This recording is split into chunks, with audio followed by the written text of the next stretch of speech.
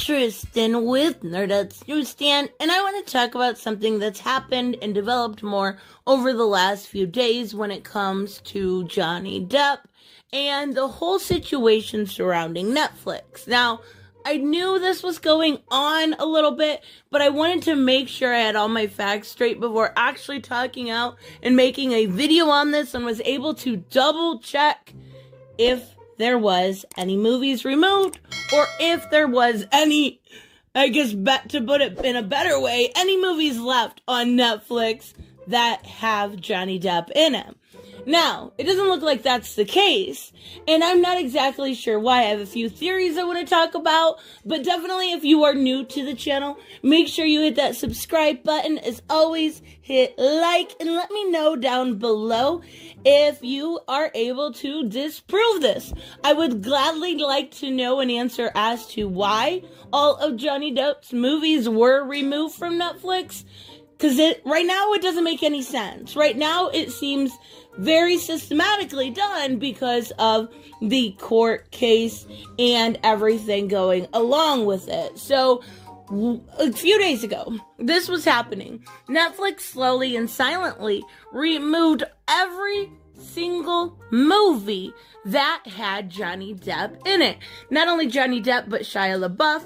That was simply due to his stuff with Sia. I'm not going to get into it, but from what we can see, he looks like he was a pretty terrible person. And then I do think that has a lot to do with why we initially saw Sia back Johnny, because she knew what it was like to go through something very similar with a crazy person that is extremely abusive. So I do think that has a lot to do with why we saw Sia take her platform and boost Johnny Depp up and support him. But after everything from Shia LaBeouf came off, we saw everything silently removed. Now, what I mean by that is there was no reasoning. Netflix never said anything. They never gave a statement. They never responded to anyone's questioning about it.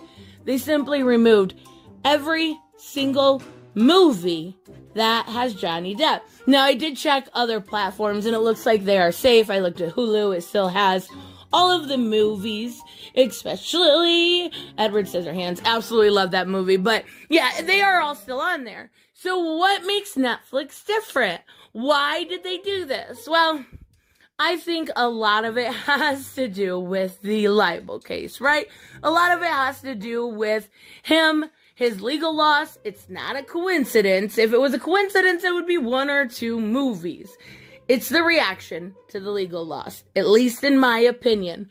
Like I said, if I am wrong, let me know in the comments. But Netflix doesn't want to have any controversy surrounding anything, so they play this game like, I don't want to make any SJWs mad. Netflix is very much so known for doing this and pacifying that extremely radical left-hand beliefs, right? And they've done this time and time and time again. So by removing them, they thought that they would be able to get away with not upsetting anybody and still, have their cake and eat it too. Because I'm assuming they thought after some time, people would notice his movies were still on there and make a big old fuss and say that Netflix supported a domestic abuser, right? And we all know exactly opposite of that is true. But I do think that was, from a business standpoint, what Netflix was trying to do. Now, does it make sense? No, because I've seen a lot of people saying that they are going to boycott. I've seen other movies on there that they've supported, such as Cuties, that makes no sense why you would support one and not the other. It's garbage. It's absolutely garbage. Unfortunately, being real about it, I'm not sure a boycott's gonna do anything.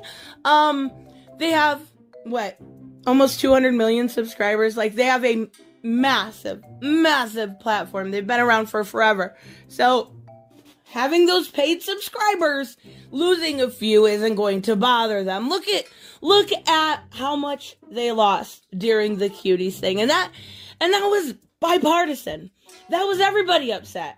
That was everybody like, what are you thinking? Why would you put this movie on there?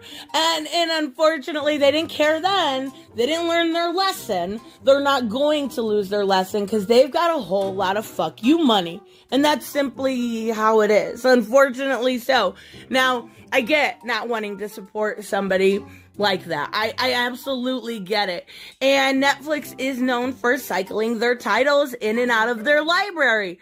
So maybe I'm wrong. Maybe I know nothing about what I'm talking about. But that terrible article, that absolutely terrible article came out in the Hollywood Reporter calling Johnny toxic and all of this really brought a lot of media attention and negative media attention to Johnny. And during that time, every single thing you saw was really, really bad, calling him radioactive, saying people don't want to work with him, talking about how he acts backstage, how he, they even went to kind of make fun of him for using an earpiece when he acts, which is his method. I don't see an issue with that at all. If you can't memorize the lines or you simply have a better way of doing it, why not do it? It's just, everything seems to be falling like dominoes since the libel case. And at the end of the day, when all the dominoes are down and the room is a mess, Netflix decides to clean it up by getting rid of every single movie he was involved in. Tell me how much sense that makes, because I don't understand it. But regardless, I'm curious to see if when they kind of cycle movies again, if they will get anything back. I doubt it. I very seriously doubt it. But you never know. They may add something. My best guess would be they would, if they're going to add something back, it would be like Rango, where it is not necessarily his face, it's his voice, right? So something along the lines of that, something animated, if there's going to be anything.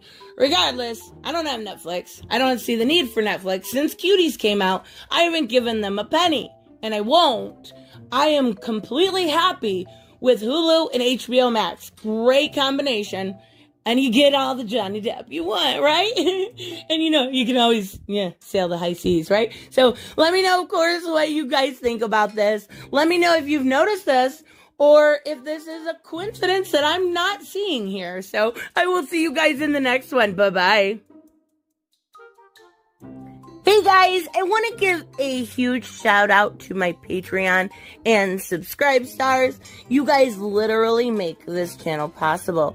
Huge thank you to Cage the Mick, Robert Mick Twiz, Black Knight Fool, Brucey, Chris Z, David L, David Rafford, Jeffrey Allen Carnes, Mighty Balls, Mike Buckner, Maizen Barbosa, Ruskar, Ryan Decker, Robert Hoffman, and Doc Holliday. You guys are absolutely amazing, and thank you so much for all your support. Don't forget on the way out to like as always if you enjoy the content and hit subscribe. And I will see you in the next one. Bye-bye.